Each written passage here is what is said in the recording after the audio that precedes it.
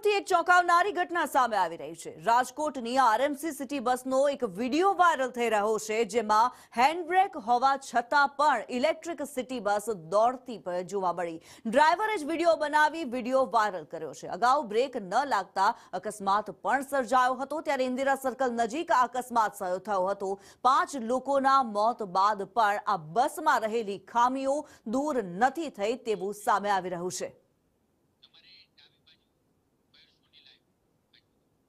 આ મામલે મયુર સોની અમારી સાથે લાઈવ જોડાયેલા છે। મયુર, આપની પાસેથી જાણવા માંગીશું, લોકોના જીવની સાથે જાણે ચેડા કરી રહ્યું છે આરએમસી, જે વિડીયો વાયરલ થયો છે બસનો, ચોંકાવનારો આ વિડીયો।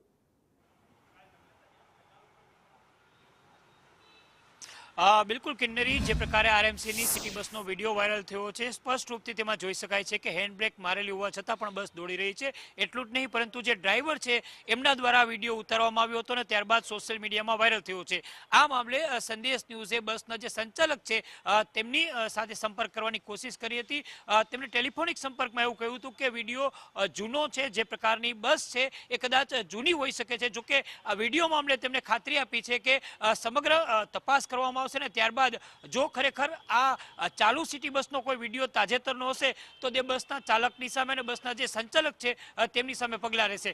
પરંતુ કિન્નરી, સૌથી મોટી વાત એ છે કે સિટી બસ અવારનવાર વિવાદમાં આવે છે, ચાહે તેના સ્ટેરિંગને લઈને હોય, ડ્રાઈવરોને લઈને હોય કે પછી અકસ્માતોની હારમાળાને લઈને હોય।